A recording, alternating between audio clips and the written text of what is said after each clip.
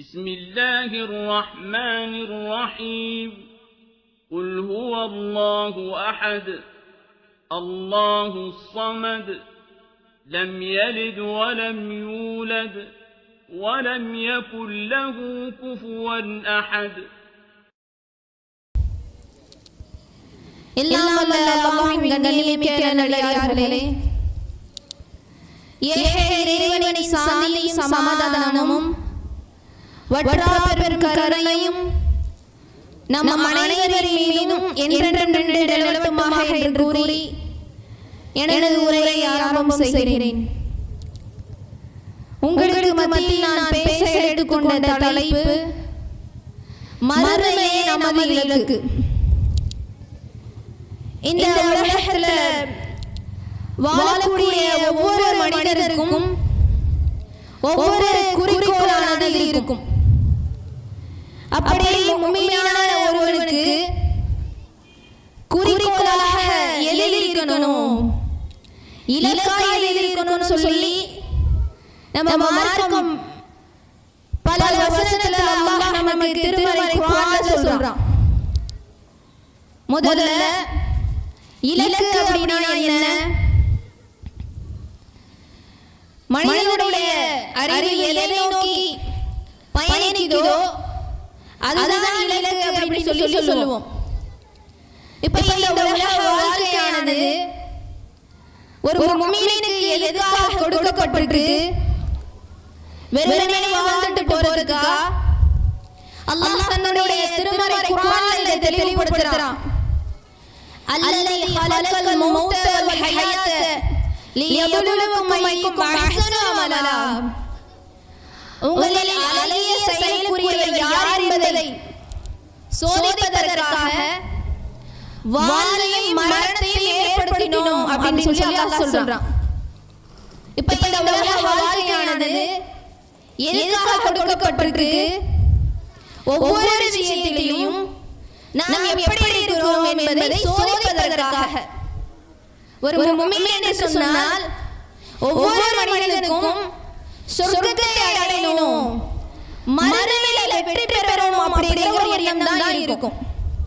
அந்த எண்ணத்தை நீங்க போய் அடையணும்னு சொன்னா இம்மையில எப்படி வாழணும்? அல்லாஹ் சில கட்டளைகளை நமக்கு போடுறான், சில கடமைகளை நம்ம மீது விதிக்கிறான். இந்த இஸ்லாம் மார்க்கமானது 5 விஷயத்தின் மேல நிறுவப்பட்டிருக்கு. என்னென்ன விஷயம்? லா இலாஹா இல்லல்லாஹ், வணக்கத்துக்குரியவன் அல்லாஹ்வை தவிர வேறு யாரும் கிடையாது அப்படிங்கிற இந்த ஒரே விஷயத்துல உறுதியாக இருக்கணும். அடுத்ததா ஒரு நாளைக்கு 5 வேளை தொழுகை அல்லாஹ் நமக்கு எப்படி சொல்லி காமிச்சானோ அதே மாதிரி அழகான முறையில நிறைவேறுறது. இன்னொரு ரமலான் மாதத்துல நோன்பு நோற்பது நம்ம மீது கடமையாக்கப்பட்டிருக்கு. நமக்கு வழங்கப்பட்ட பொருளாதாரத்துல இருந்து அல்லாஹ்வின் பாதையில ஜகாத் கொடுக்கணும். ஹஜ் மாசத்துல யாருக்கு அல்லாஹ் பொருளாதாரத்தை அதிகப்படுத்தி கொடுத்திருக்கிறானோ, யாருக்கு உடல் சக்தி இருக்கோ அவங்க மேல இந்த ஹஜ்ஜானது கடமையாக இருக்கு. இன்னும் அல்லாஹ் நிறைய கட்டளைகளை சொல்றான். செல்வம் விஷயத்துல ஒரு மனிதன் எப்படி இருக்கணும், அந்த செல்வத்தை எப்படி செலவு செய்யணும் அப்படின்னு சொல்லி சொல்றான். மறுமைக்கு பலன் அளிக்கணும் அப்படின்னா இந்த செல்வத்தை எனக்காக நீங்க தர்மம் செய்யுங்க, அந்த தர்மமானது நாளை மறுமையில உங்களுக்கு வெற்றியாக வந்து நிற்கும் அப்படின்னு சொல்லி அல்லாஹ் சொல்றான். அதே செல்வத்தை நீங்க எப்படி செலவு செய்ய கூடாது அப்படிங்கறதையும் அல்லாஹ் சொல்றான்.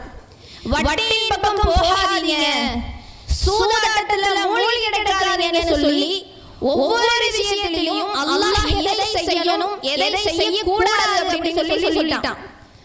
இப்ப சொர்க்கத்துக்கு உங்களுக்கு அதற்குரிய பாதை காட்டணுமா? அப்ப நான் சொன்ன கட்டளைகளுக்கும் கடமைகளையும் நீ சரியான முறையில் செய்ய முடியும் அப்படின்னு சொல்லி நமக்கு சொல்லப்பட்டிருக்கு. இப்போ நம்ம முஸ்லிமாக இருக்கிற நம்ம இலக்காக எதை வைக்கணும்? இதுல என்ன தெளிவு கிடைக்குது? மறுமையை இலக்காக நோக்கி பயணிக்கணும். ஆனா இன்னைக்கு எதுல தெரியுமா இலக்கு வைக்கிறாங்க?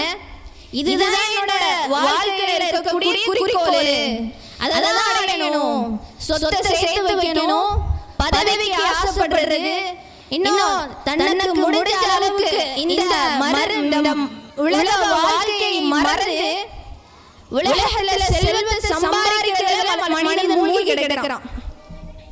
இப்படி இருக்கும் பொழுது சொத்தை சேர்த்து வைக்கிறதுல தான் ஆசைப்படுறாங்கன்னு சொன்னா, இப்ப இன்னும் எதெல்லாம் ஆசை வருது? இந்த உலகத்துல எத்தனையோ இடத்தை பார்த்து பிரமிச்சு போறோம். அந்த இடத்துக்கு போறதுதான் என்னுடைய மிகப்பெரிய ஒரு குறிக்கோள். நான் காஷ்மீர் போகணும், சுவிட்சர்லாந்து போய் பார்க்கணும், அதுதான் என்னுடைய வாழ்க்கையின் குறிக்கோள். இன்னும் இளைஞர்களுக்கு மத்தியில எது குறிக்கோளாக இப்ப இருக்கு? லடாக் போகணும், லடாக்ல பைக் ஓட்டி பேட்டி அடிக்கணும், இப்படிங்கிற ஆசையெல்லாம் வச்சுக்கிட்டு இருக்காங்க. இதுல என்னமா அவர்களுடைய வாழ்க்கையின் குறிக்கோளாம். அல்லாஹ் தன்னுடைய திருமறை வசனத்துல இந்த உலகம் எப்படிப்பட்டதுன்னு சொல்லி சொல்றான்.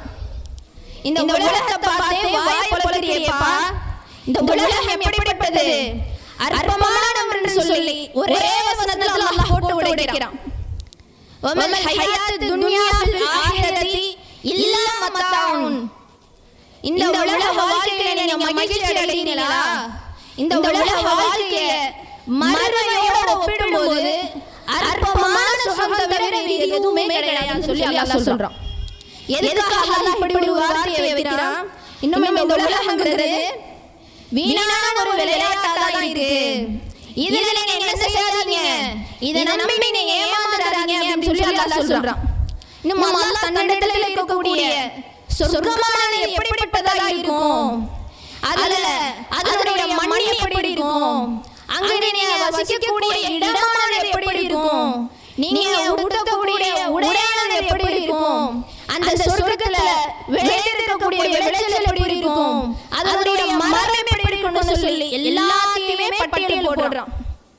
சாதாரணமா இப்போ ஒரு மரம் சொல்றோம், அந்த மரம் பச்சை நிறத்துல இருக்கும், சிகப்பு கலர் இலை கொண்டதாக இருக்கும்னு சொன்னா ஏதோ ஒரு கற்பனையானது நம்முடைய சிந்தனையில வரும்.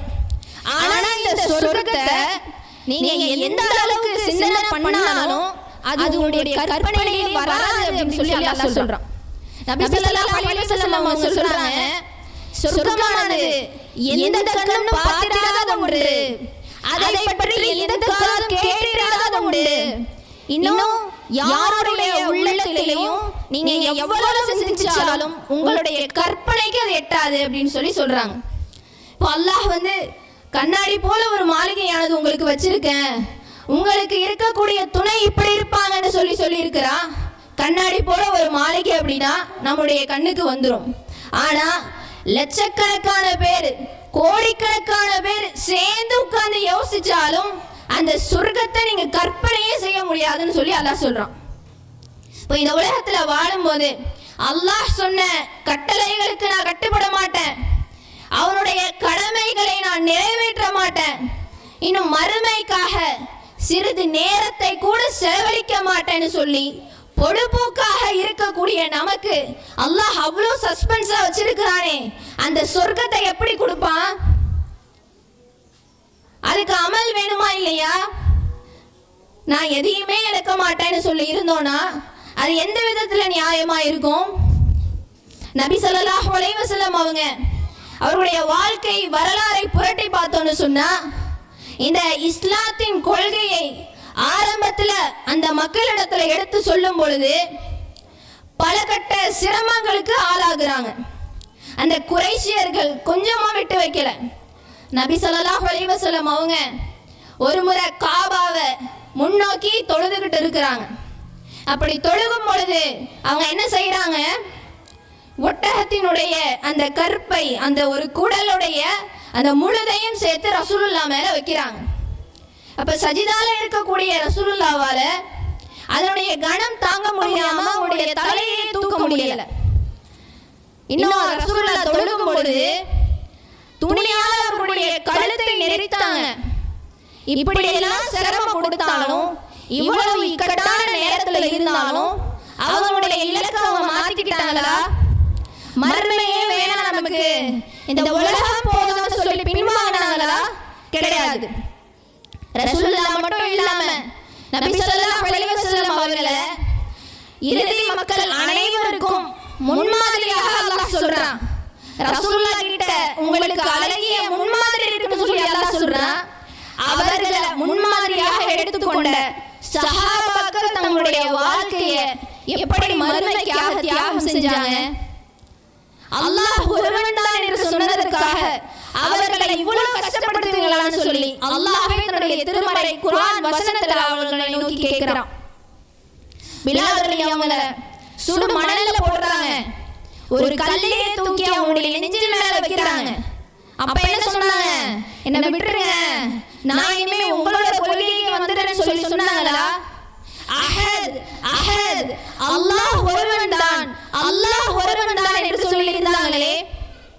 அப்படிப்பட்ட சஹாபாக்களுக்கு அல்லாஹ் இன்னவருக்கு சொர்க்கம் அப்படின்னு சொல்லி நற்செய்தி சொன்னானே, அவங்க எவ்வளவு தியாகம் செஞ்சிருக்கிறாங்க. அல்லாஹ் சொர்க்கத்தை யாருக்குமே காட்டாம பாதுகாத்து வச்சிருக்கான். அந்த சொர்க்கம் எப்படி இருக்கும்னு சொல்லி சொல்லல, உங்களுடைய கற்பனைக்கு வராது, அதை பத்தி நீங்க கேட்டிருக்கவும் மாட்டீங்க. அப்படி சொன்ன சொர்க்கத்தை ரசூலுல்லாஹ்வுடைய காலத்துல வாழ்ந்த 10 சஹாபாக்களுக்கு சொல்றான், நீங்க எல்லாம் சொர்க்கத்துக்கு போவீங்க, நீங்க எல்லாம் சொர்க்கத்துக்கு போவீங்கன்னு. அப்ப அல்லாஹ் எந்த அளவுக்கு அவர்கள் மீது திருப்தி அடைஞ்சான்னு சொன்னா, முன்னரே அல்லாஹ் இந்த ஒரு விஷயத்தை சொல்லியிருப்பான். சஹாபாக்களுடைய தியாகங்களை சொன்னா சொல்லிக்கிட்டே போகலாம். ஆனா நம்முடைய தியாகத்தை ஒரு வேளை நீட்டி கூட முழுசாக நம்மளால சொல்ல முடியாது. ஏன்னா நம்முடைய சிந்தனையும் நம்முடைய இலக்கும் எதுல இருக்கு? இந்த அற்பமான உலகத்துல இருக்கு. அப்போ இனி வரக்கூடிய காலங்களில் என்ன செய்யணும்? அல்லாஹ் நம்மீது விதித்திருந்த கடமைகளை சரியான முறையில நிறைவேற்றக்கூடியவர்களாக இருக்கணும். இன்னும் நபி ஸல்லல்லாஹு அலைஹி வஸல்லம் அவங்க என்ன சொன்னாங்க? இந்த உலகத்துல வாழக்கூடிய நீ ஒரு வழிபோக்கனை போல இரு, இந்த உலகத்திலே தங்கிடாத, இந்த உலகத்துக்கு எதுக்கு வந்திருக்க? மறுமைக்கு உன்னை தயார் செய்யறதுக்கு தான் இந்த உலகத்துக்கு வந்திருக்கிற. இப்போ ஒரு மரத்துக்கு அடியில நிழலுக்கு ஒதுங்குறாங்க அப்படின்னா கொஞ்ச நேரம் நிழலுக்காக இருப்பாங்க. அதுக்கப்புறம் என்ன செய்வாங்க? அந்த இடத்துல இருந்து அவங்க எதை நோக்கி பயணம் செஞ்சாங்களோ அவங்களுடைய பயணத்தை தொடருவாங்க. இல்ல இல்ல நான் இங்கேயே வீடு கட்டிட்டு இருப்பேன்னு சொன்னா அது எப்படி சரியாக இருக்கும்? அப்போ அதே போலதான் இந்த உலக வாழ்க்கை என்பதை நம்முடைய நினைவுல நிறுத்தி இனி வரக்கூடிய நாட்கள்ல நம்முடைய அமல்களை அழகான முறையில அமைச்சு கொண்டு அல்லாஹ்வை திருப்தியை பெறக்கூடிய நன்மக்களாக வல்ல ரஹ்மான் நம் அனைவரையும் ஆக்கி அருள் புரிவானாக என்று கூறி எனது உரையை நிறைவு செய்கிறேன். வாஹிதவான அல்ஹம்துலில்லாஹி ரப்பில் ஆலமீன். அஸ்ஸலாமு அலைக்கும் வரஹ்மத்துல்லாஹி வபரகாத்துஹு.